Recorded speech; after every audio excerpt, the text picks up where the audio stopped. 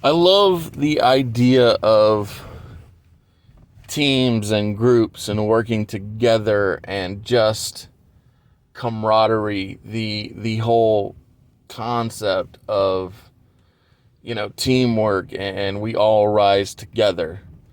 It's it's kind of like how it goes with uh you know Jeff Hicks and his comics and how he and his friends are like, we'll all rise together. And how ETEP and Tony and other channels, they help promote uh me here at Mr. Super Oz. It's just the idea of teamwork and brotherhood. And with that, um it's on my mind pretty regularly that I think wrestling can use its long established intellectual properties to help people rise up and elevate to new heights. I'm going to start with, if I understand right, Arn Anderson, he has the copyright or trademark, however that works, for the Four Horsemen.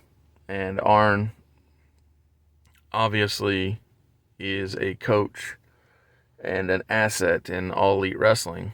And I just think that he has the capacity or the ability currently to reestablish that tradition of excellence in this new era of All Elite Wrestling. And when I think about Arn building a new Four Horsemen for the now, I think of how at the Jim Crockett Promotions Ric Flair's Last Match show, Brian Pillman Jr. and Brock Anderson represented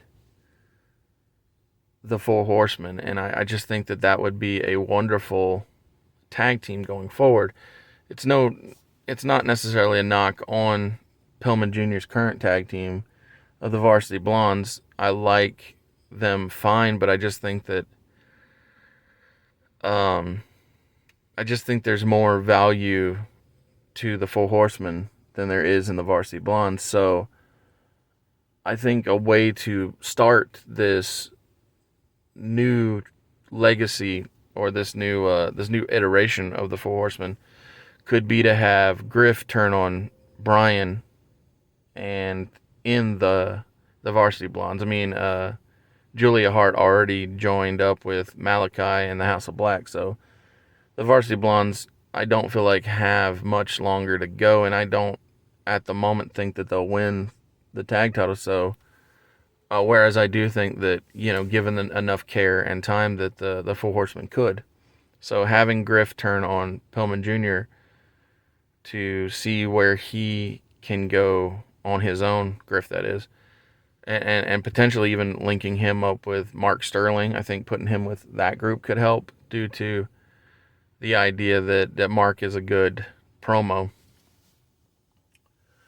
And so, like I said, the first two members of the AEW version of the Four Horsemen, Brock Anderson and Brian Pillman Jr., make perfectly logical sense. The next two members, I think, will very much give a late or mid to late 90s feel to this version of the Horsemen, because I think bringing in super bad Kip Sabian and the Redeemer Miro will help.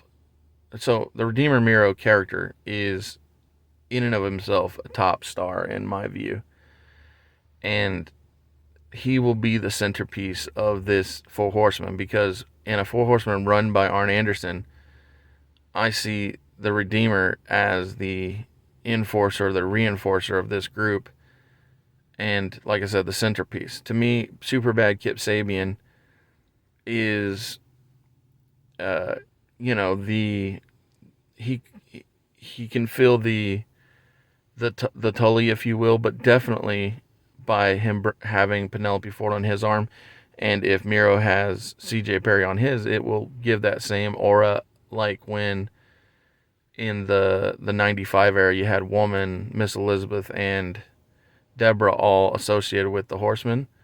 And so I think that this AEW iteration could be both a callback to prior generations with Anderson and Pillman, but then also have that 90s feel with Penelope and CJ Perry being associated with the group.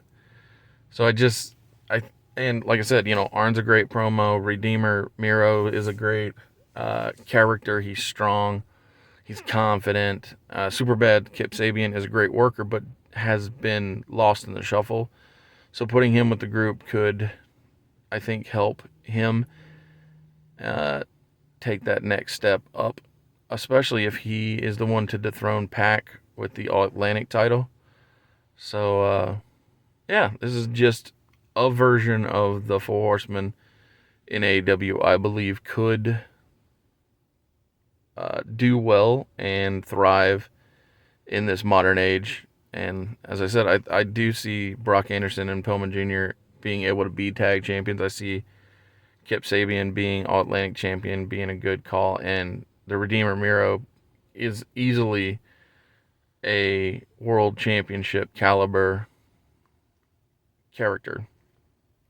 And so putting that group together on AEW television, I think, could be great for all of them, and more importantly, great for the legacy of the Four Horsemen. But speaking of legacy, let's shift over to World Wrestling Entertainment. And Legacy itself is a group I think could ride again, sticking with the Four Horsemen trope of riding.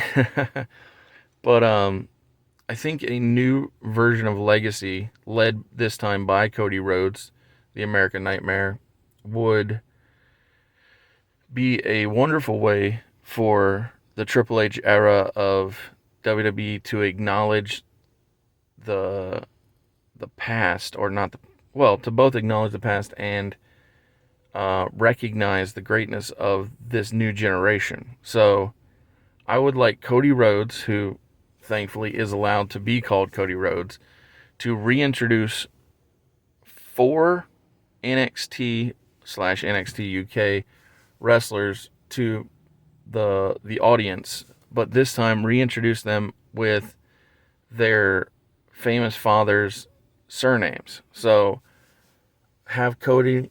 Now, I would prefer this to be a babyface group. So if the Bloodline was to bolster their ranks with, let's say, hypothetically, Sean Maluta and Jacob Fatu, then this could be Cody's answer to that. But I'm just throwing a hypothetical out there. So this version of Legacy, led by Cody, would reintroduce Charles Dempsey to the WWE, but as Charlie Regal. Would reintroduce Brooks Jensen as Brooks Jensen Buchanan. It would reintroduce Von Wagner as Cal Von Beverly. And it would reintroduce Braun Breaker as Bronson Rex Steiner.